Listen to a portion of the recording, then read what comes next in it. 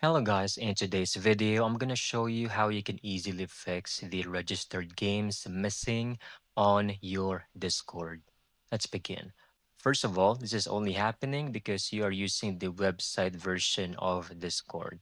So if you're going to head over here, user settings, scroll down, and under activity settings, you will only see one option, which is activity privacy. Now head over to the official Discord client. All right. Click on it. Go here, same user settings, scroll down. And the difference is instead of having only the activity privacy, you will have registered games and game overlay. Now click on registered games and you should now be able to see all of your added games in here that has been added automatically by Discord whenever you do gaming.